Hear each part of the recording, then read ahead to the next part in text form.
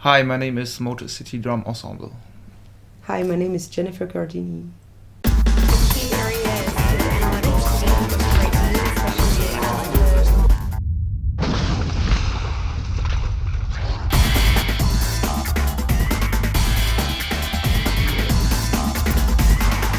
I'm here in Paris because my beautiful girlfriend Jennifer Cardini invited me. And I'm gladly back at Rex Club, which I always love to play, and yeah. You already came in Paris? Yeah, I played in Rex 2 times already, so Oh. it's my third time now. And I played a lot of other, like a social club and what else? Showcase. June, I was supposed to play once, and yeah, back in the days I also played Nouveau Casino, and so I know Paris quite well. Okay. And what kind of differences could you say about Paris according to Cologne, by example? Yeah, Cologne is way smaller. Cologne is way, more German. I don't know. Cologne is way nicer in a way because it's less stressy, life is less expensive. Lots of people are making music. Like most of the people you visit in their own flat, they have turntables. You have amazing record stores. Like it's a city that always was involved with music, and it That's still true. is today. They have a really big scene, of course, with compact. So it's interesting to move there because you have a lot of exchange with most of the person in the music business there. They're really open. They like to share a lot. So Yeah. you really get in touch with nice people and like get to do collaborations and stuff like this. So It's that's very not like interesting. a vibe where it's about fighting and everybody has his own position, but it's really like no matter if the one guy makes electro kind of stuff and the other makes drum and bass, they still are friendly to each other, which is rare, I think. In Well, general. Cologne is known because they have this like carnival culture. They like to party a lot. They're known for being very friendly and very open-minded. So that's a I would say for me the difference between Paris and Cologne was this the kindness. Like Paris, even though I have my friends here, can be really rough. Okay. And here in France, everybody speaks about Berlin. Mm-hmm. What is the difference between Berlin and Cologne? So, Well, Berlin has its own history with the wall, of course, and electronic music takes a big place there because after the wall went down, rays and stuff put the U's together in a very nice way. The difference with Cologne, I mean, there is this ongoing war between Cologne and Berlin, but it's not very interesting. I would say that the difference between France and Germany is that every city in Germany has its own sound. In Berlin you have a pitch control, in Munich Gigolo, for example, or the guys from Goma. This is something you don't have in France. In France, most of the time, everything is based in Paris, and it's very hard for the other big cities, like Lyon or whatever. I mean, Lyon, of course, they have the Nuit Sonore now, but it's difficult. You don't have a sound per city, you know. In Frankfurt, you have the guys from Playhouse and stuff. Like, every city in Germany has its own identity, musical identity, and this you don't have it in France.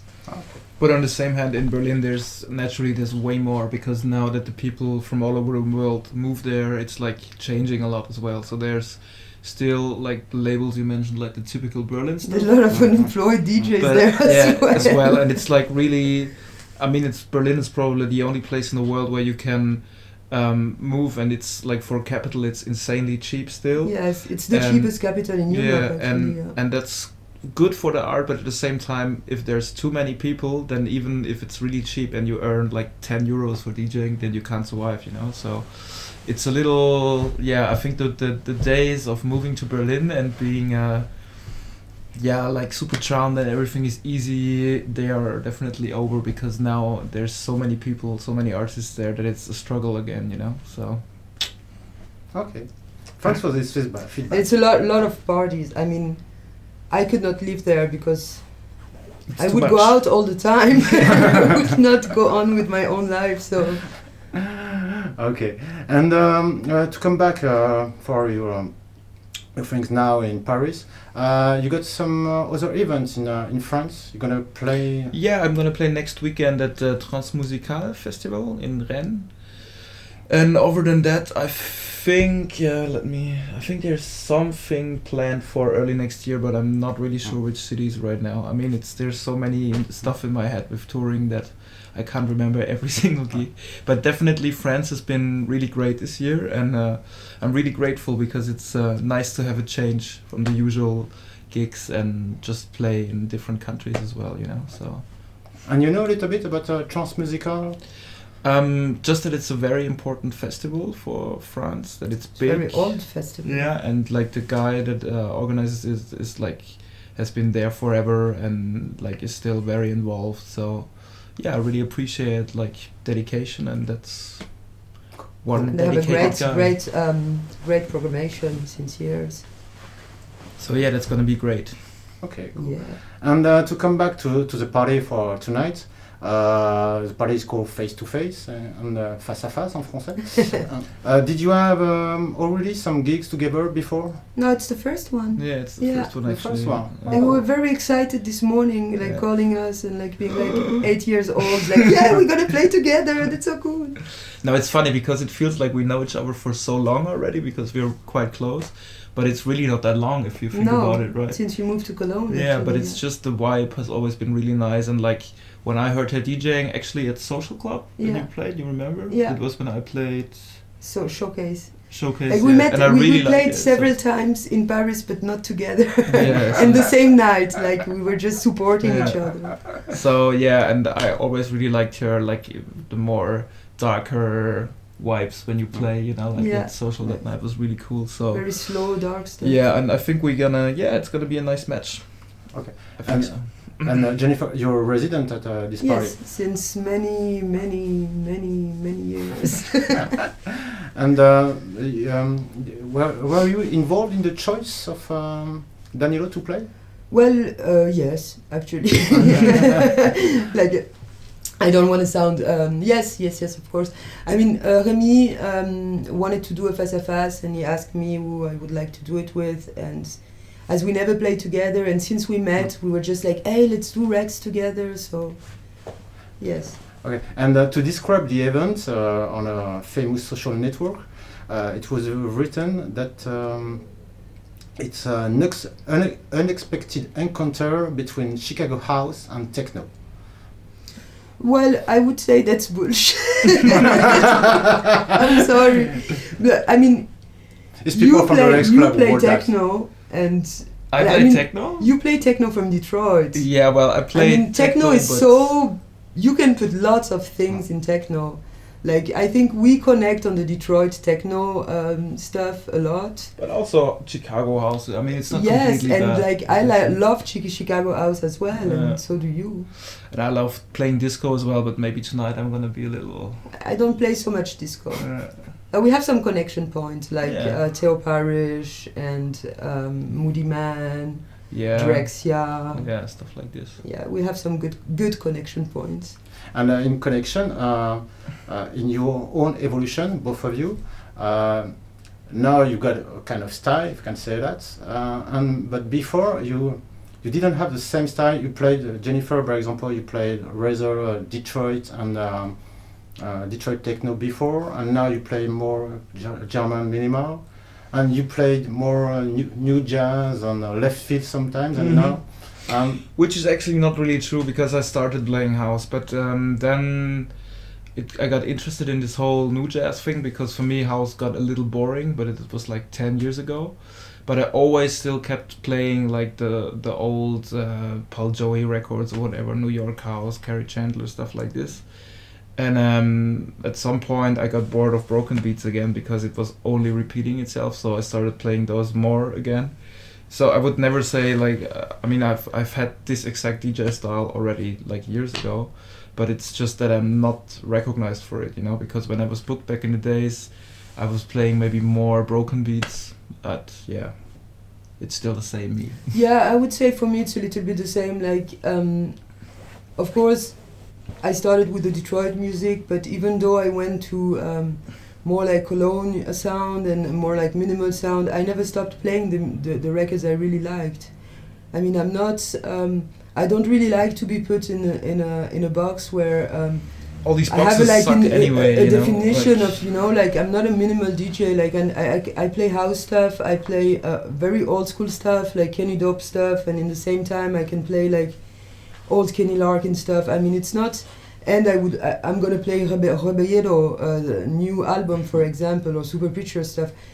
Like in a 2 or 3 hour set, I'm not just staying into something minimal. I mean, otherwise That's I would get bored boring, to yeah. death myself. I mean, I probably and all these leave the club while I'm playing. all these categories you don't really need it Yeah. because like music.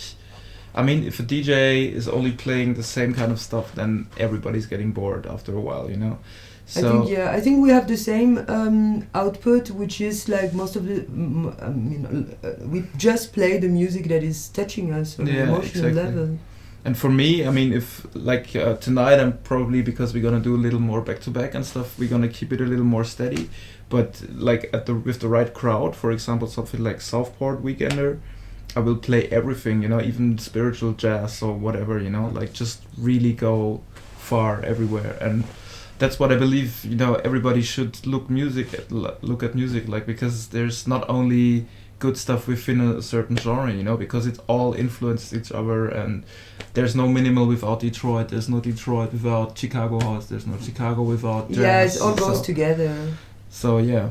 I think it's you have a musical biography, and I mean, you can't ignore it, you can't put it away like, okay, this is over. It's still part of your musical biography. Doesn't really make sense to just like forget about it, because it's there. Okay. And another common point between both of you is Food. True. is that you got your own production, your own releases under your names, but you also make a lot of collaboration, or made a lot of collaboration between remixes or groups with other artists. You especially like to make collaboration like this? Well, it's nice when the person is nice. No, it's nice. It's like it's rich. You exchange a lot. You also get to learn things you don't know about. You sometimes experiment a style that is not really yours. I mean, and remixes. I really liked something that's E1 Person, which is one of my favorite all-time remixers, said is that when he get a remix, he has the feeling that someone gave him a box with lots of pieces, like a puzzle, and he has to rebuild it in a different way. And I like remixes for that. It's really nice. He makes really great remixes. Right, come on. But it's true, this Caribou remix is so nice. Yes, some of them are good, yeah. Yeah. But others, but it's always with me, like after like 1 year I listen to some stuff I did, I'm like, no. Others I really like, but I mean, that's normal It's for an work in artist. progress. Yeah. If everything would be good that you do, then that's... You would be pretentious. Yeah, it would be pretentious. And the last common point between both of you is that you both have built your own label. Mm-hmm. So with Correspondent and MCDE. Mm-hmm. What's the purpose for you with your own label? Is to lose money. I mean, why do you do that? With and what is the type of sound you want to push forward, or the state of mind you want inside? Shall I start? Yeah, you go.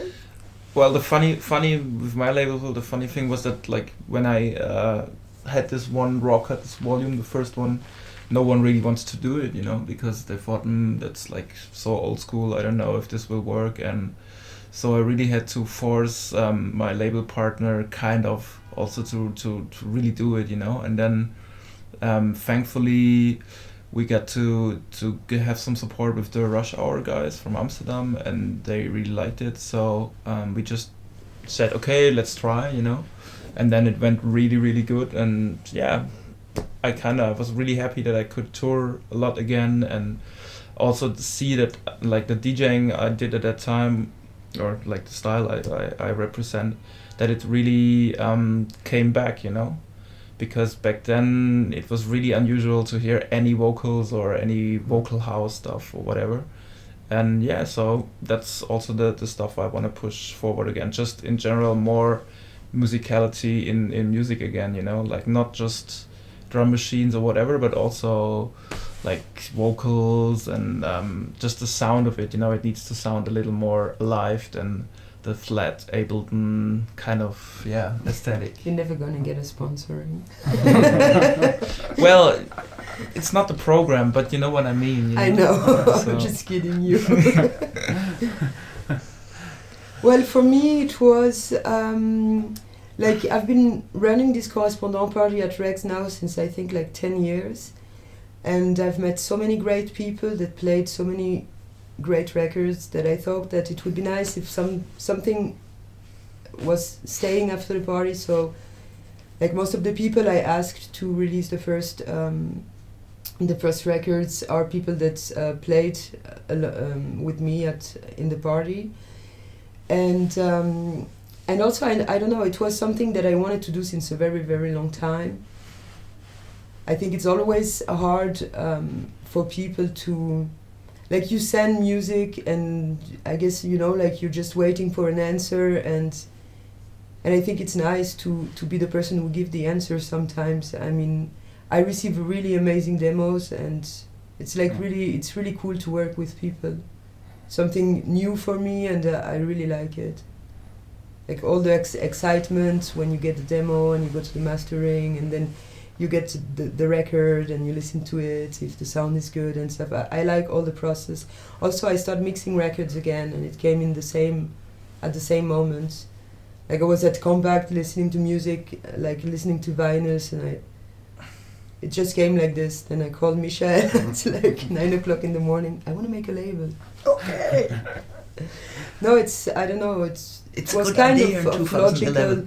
Now that I'm in Cologne and I have the support of Compact to do that, it was nice. I'm doing this with Nar as well, and he's doing amazing music at the moment, so it's also nice to be able to put his music out.